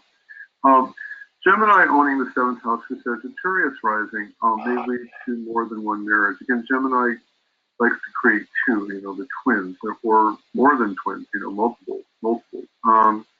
So the dual signs sometimes get caught up in multiple marriage. And because Mercury owns the 7th and the 10th houses, they may attract partners who are too interested in career, and so this becomes a problem. So again, here's a principle that I was trying to bring out in teaching you about signs is what other house is involved in the house ownership. So you're looking at the 7th house, but the Gemini also owns the 10th house. So the relationship maybe will automatically attract partners who are interested in careers, and that may be a problem for Sagittarius because they're very spiritual beings and they want, you know, they're very religious beings and they may be more interested in, you know, there's always this balance that has to happen. If Gemini owning the 7th house turns, you know, if Mercury is afflicted, you know, Geminis can be deceptive and fickle and oversex natural ownership of the house, and that may, you know, you better make sure there's sexual compatibility for Sag. Erotic equality is afflicted by malefics. So there's some deep hidden carbon problems. And Mary told you the dual signs have this really difficult problem with relationships. Sometimes Sagittarius is very ethical and moral and religious, and that's at odds with Gemini's sensual nature and desire for multiple partners. And so there can be a block between, there's an innate conflict between your ethics and values and maybe your partner's values, and that can lead to problems. Cancer owning the 7th house for Capricorn rising. Capricorns cannot handle the fluctuating change emotions of the moon when they're used to stability and conservative and steady motion. Capricorn is too practical to deal with the mysterious and sensitive and emotional moon. So, you know, as I said, there's this real, you know, Capricorns are so practical and businesslike, and Cancers are very emotional and mysterious, and there's just kind of innate tension that's there, and that's why, you know, I think Saturn signs often have trouble with relationships. It's a tough one to integrate because you have to learn to accept your spouse's emotional, changing nature. More signs in the 7th house. Leo owning the 7th house for Aquarius. This one is difficult as both personalities are very strong. You know, Aquarius, don't forget, is co-ruled by Rahu, maybe primarily ruled by Rahu. And Rahus are very eccentric. They're very kind of ego-based. They like a lot of attention. Leos are also strong characters. You know, their life is all about status and advancing. So you put the two together in a relationship, you get problems because the trick here is that you have to be respectful of each other's independence. And, you know, my wife and I have a very independent marriage. You know, we're both independent and we kind of honor each other's independence. And then that's why our marriage is successful, because we let each other do our own things sometimes, and we don't get needy about it. But if you can't do that with the Leo Aquarius thing, it's a problem. Signs in the 7th house, Virgo owning the 7th house for Pisces rising. Again, Virgo partners are difficult as they seek perfection and they cannot get to the flaws of their partner. Don't forget, Virgo is that funny, perfectionistic sign of the zodiac. It's just so critical and it gets very picky of its partners. And Pisces is so idealistic and they're interested in meditation and spiritual pursuits. And Virgos are so practical. You know, they're one of the business signs. And you know, and there's a real clash between Pisces and Virgo because, you know, it's you know, God versus business, you know. So you have to really kind of expect, you know, if you get that kind of a combination, you have to accept your partner's imperfections, and accept that your partner's spiritual interest. Libra owning the 7th house for Aries rising. You know, Aries can be too possessive and controlling when it to attract pretty partners, and don't forget, Aries are very independent. You know, Mars likes to do everything alone, and you know, Libra wants to do everything together, and so this is a kind of a this can be a mess with passion and problems with independence, dependence,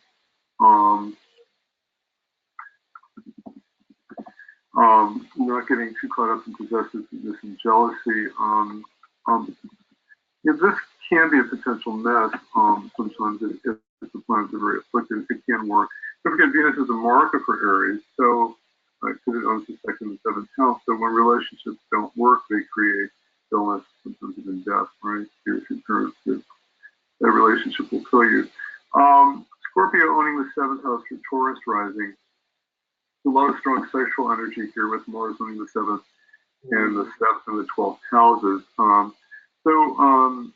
Taurus is kind of need passionate partners, and you know, Scorpio sometimes can be. I think I mentioned to you this. You know, Mars is the celibate. Scorpio is a very spiritual sign. I'm Scorpio. I'm actually, you know, there were times I was very interested in sex, but innately I've kind of come to understand that I want to channel my energies towards.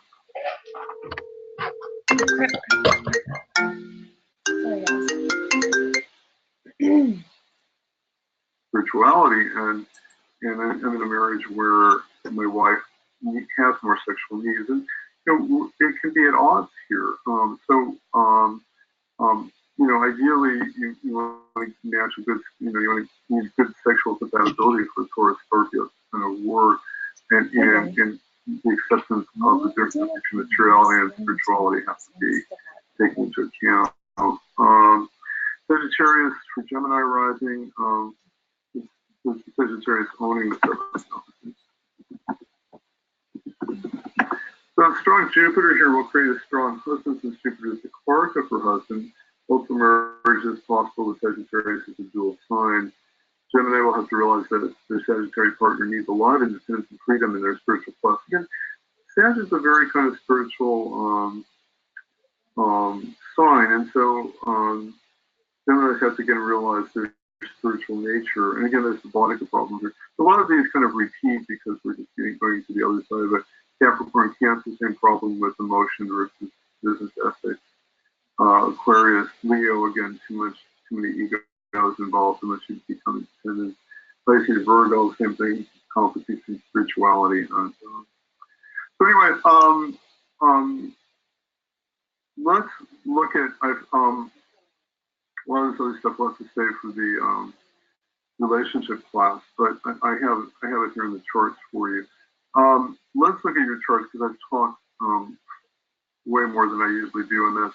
this material is so fascinating that I wanted to go over and not get too lost in studying. I mean, we'll have 6 classes to study relationship charts, so we'll do that.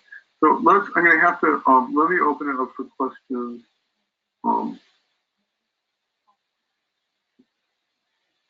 I may have muted you, and then it was really bad. It's unusual that I lecture this much, because I usually don't lecture this much.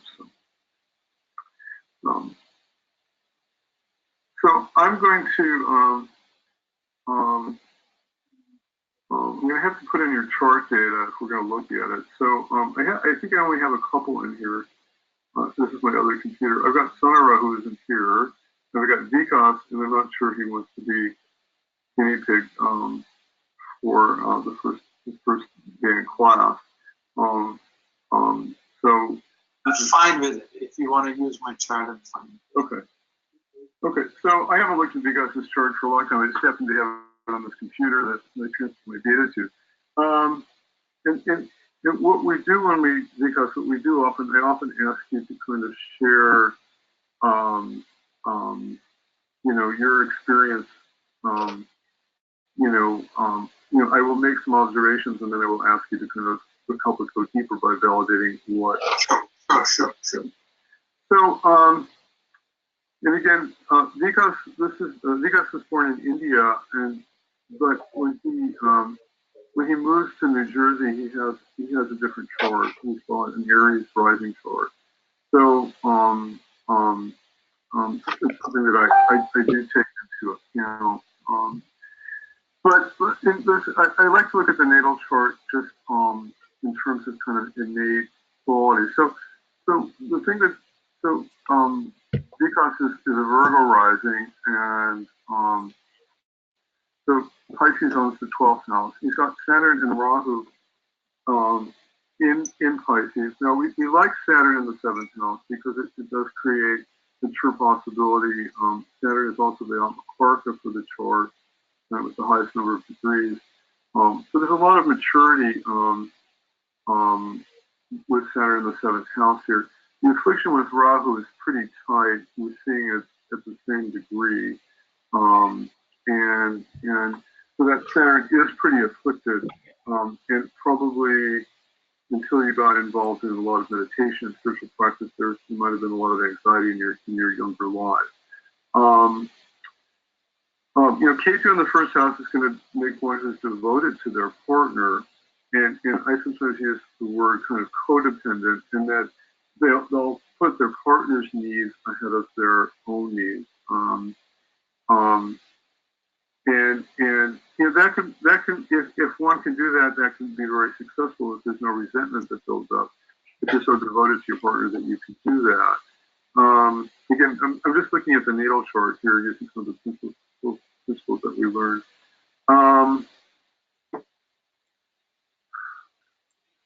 Norm? I think we're going to go ahead and pause there. I'd like to bring on Barry Rosen to answer any questions and talk a little bit more about the relationship class and how that's going to be run. And let me go in, and I'm going to let him take over. So thanks for everyone for hanging in there with us and for watching. And if you do have questions, please, pop them in the question box for us, and I can also unmute you as well. And we do have one question, Barry, so when you're ready. Yeah, thanks, Jamie. This was kind of our experiment because actually I'm teaching another class this afternoon, and I had 2 versions of the relationship tape. Actually, what we'll do is one was from our Secrets of the Houses course, and the other one is from our relationship course. And we ended up playing the Secret of the Houses version. So when we send a copy of the videotape, we'll send you the other version, which has a little bit more information on relationship and an introduction to that, to the relationship course.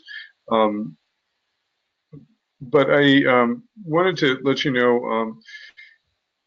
One of the things that has been valuable, because we have these courses now kind of on videotape, and we have the PowerPoints all done and polished, is that you can kind of start watching at any time and study it at your own pace. And then because everybody kind of needs a live teacher, I've scheduled, 3 live sessions in October to go over questions and more case studies.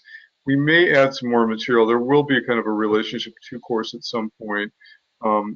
This course does not cover the Kuta system, which is maybe too traditional for Indian marriages, and may not be a good predictor of successful relationship. There's a lot of stuff I've learned from Western astrologers about relationship, and I had originally wanted to bring in some material about alternative sexuality too into the class. So it's possible.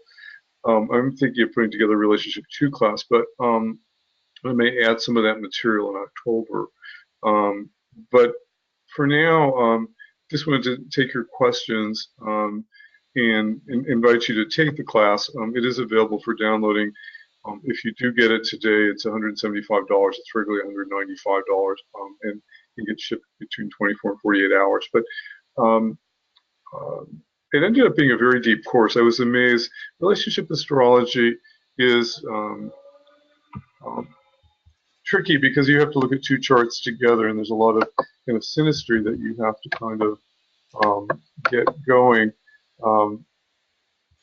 And sometimes I'm being told there's some audio problems, and I'm trying to figure out what I have to close to make sure that's not the case.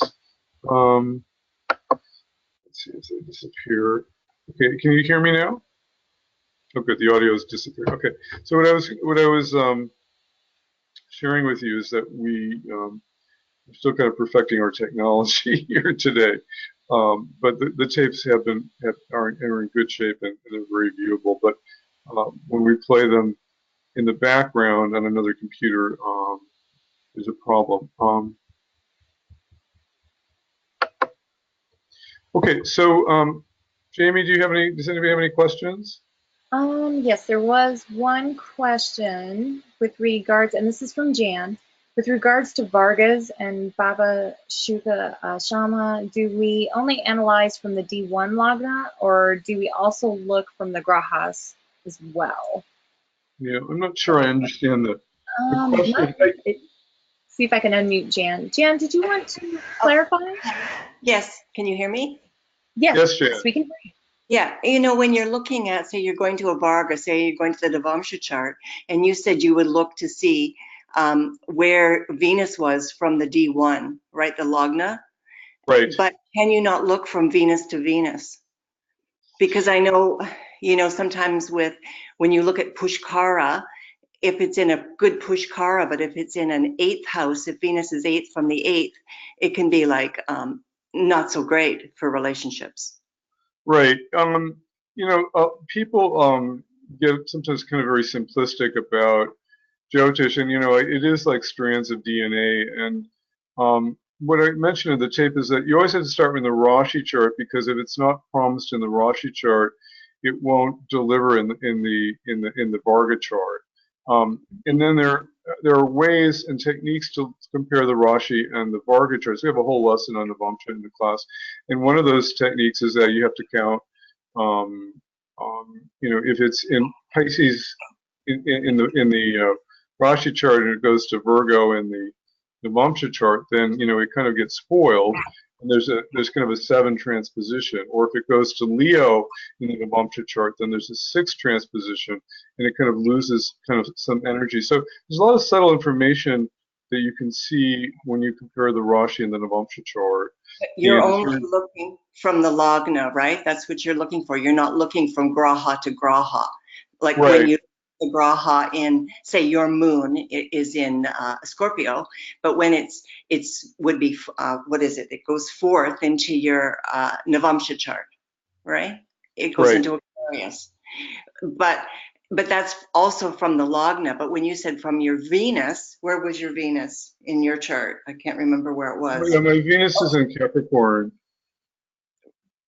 Yes, and so from Capricorn until Gemini, that would be 6 houses away. But from Scorpio, it would be 9, right? So that's what I'm.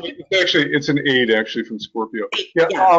You actually have to those principles, which are not basic things. So there are 2 or 3 different ways to do that, you can do it from the Karaka because Venus is the Karaka for relationships. So you can always examine it from the Karaka. And yes, from my Karaka, it goes from Capricorn to Gemini, which is not a good transposition.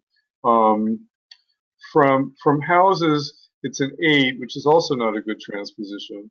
In my chart, you see you have a lot of subtle problems in relationship. The different ways you can look at it, but you can do it from Karaka to Karaka, particularly if it's both. You do it from both the planet and the D1 and the right. log. There's a third technique also too. You're going from house to house, so it's in the third house in the Rashi chart. It goes into the 10th house in my Navamsha chart. So that's also that transposition is also not necessarily a good one. So yeah, my relationship. What do you mean it goes into the 10th? Which one are you talking? Well, let's see. I'd have to bring up my chart here to illustrate.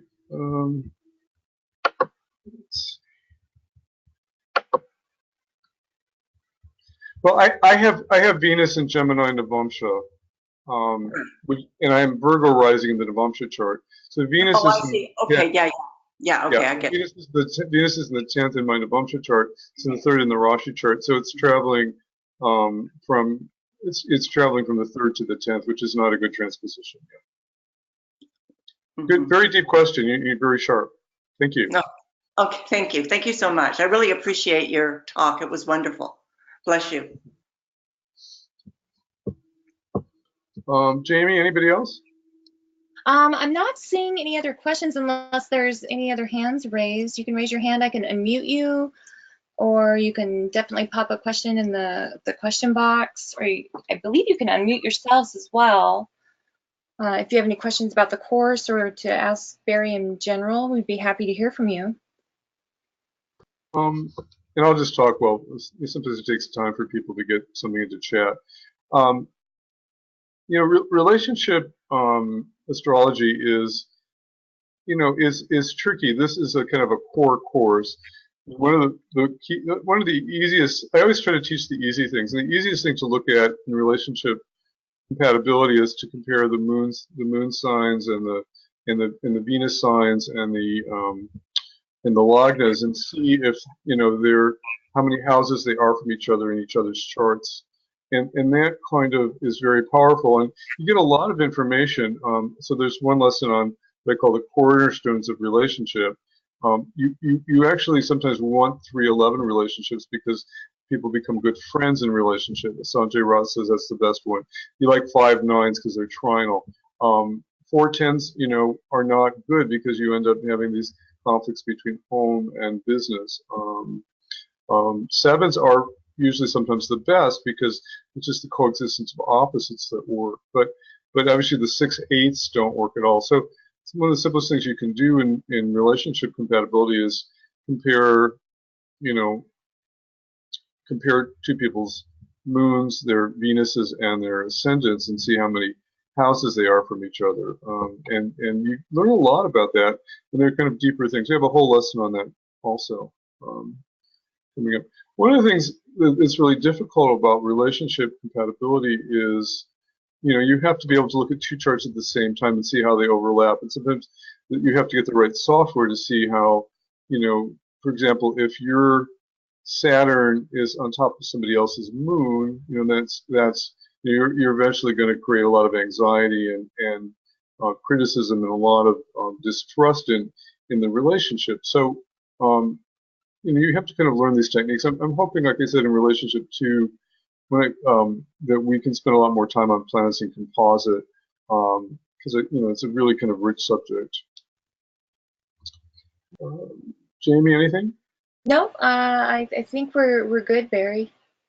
Okay, so we're going to send you the other version of this tape, which has a little bit more in relationship. So when you look for that, sometimes we send it through Dropbox links because it's a little bit easier to do. So it will have some additional slides on it. I will also send you the PowerPoint of the original relationship class, because I promised you the first relationship class, and I will deliver that with a very detailed PowerPoint. and a very detailed, a longer video. This one came from the Secret of the Houses class, and it was it actually tried to get into some of the houses principles, which were actually good. As you can tell, I'm a little bit encyclopedic about everything that I do, and that's both a good thing and a bad thing. And what people who sometimes the value of taking my classes is that now they're on videotape. You can watch the videotape, you can see the PowerPoint, and then now we'll have some live sessions in October to ask questions. And even if you buy the tape early, if you want to email me, I'm really good about answering questions. I'm very devoted to my students. Jamie, do you want to say anything about my classes in general to people who are online?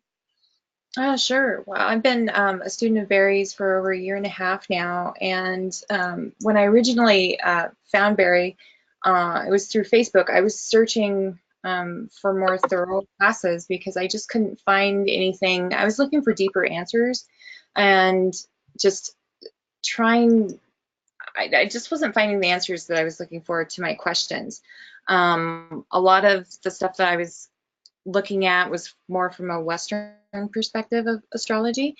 And I started reading Barry's blogs and just following him, and then started taking some of these intro courses, and then I've just been following through, and he really does dive very deeply into the subjects. I mean, the material that you get isn't just, you know, the recordings, but he sends out a lot of articles, and just the amount of extra material that I got, I was surprised, because it really is in depth. And you know, you go through and you absorb the material one time, and then you go back and review it again and again, and I just keep getting more and more information, and I see how this stuff applies in day-to-day life. I mean, I'm going to Starbucks and you know, I'm getting hits. I'm like, oh my gosh, you know, all the time I'm discovering new things. So and it just keeps me coming back, because it just amazes me how I can apply it. And one way, it's the remedies for me too, because not only am I discovering what's hidden in my chart and about myself, and finding out deeper about my psychological patterns, I needed help, you know, and that's what I was kind of turning to astrology for. I couldn't figure things out, you know, why is this messed up in my life? How come, you know, my relationships are screwed up, or, you know, what am I seeking and searching for? And so I was able to find some of those things, and then, well, that's great, now I have the answers. Well, what do I do with that? And Barry has been able to help me with that, you know, in the classwork, and he goes into remedies. You know, here's some mantras that you can do, or start doing some meditation, or, you know, and it's not like hard things, you know, it's simple things that I can do that I was comfortable doing and adding. And I thought, oh, okay, because I've gone to other teachers, and you know, they want me to completely change my life around in ways that just weren't practical. Or here's a great book, here's a great resource. And I will say this, Barry's all heart. He really is. He's about helping people and truly serving. So one thing that did impress me from the very beginning was that he's accessible. You know, when you purchase a course, and I've purchased a lot of them, or done a lot in the past, because I'm a brain and I like to learn. It's like I would get a course and I would have a question, and I would send that out, or I'd email, and it'd be crickets. I wouldn't hear anything, you know, and I just felt like I was a number or something. And when I first started taking courses from Barry, I couldn't even attend the webinars because I was so busy. And I would get an email from him. He would check in. He'd be like, hey, you know, how are you doing? Do you have any questions? You know, I'm like, wow, this is a human being, you know, reaching out to me. So just to have that touch point where I felt comfortable asking questions, and you know, even just sharing your chart. I mean, some of this stuff is kind of sensitive, you know, when you go into your personal chart, but going through the classes and you start learning who's who, and with your classmates, it's really helpful, because you're not just setting you know, Donald Trump. I mean, you are, but you're looking at historical figures, but it really helps to look at real people and what other people are really experiencing, because that's how you learn. So, you know, if you're looking for something and that's what you're seeking, and you want to learn more, you want to dive deeper,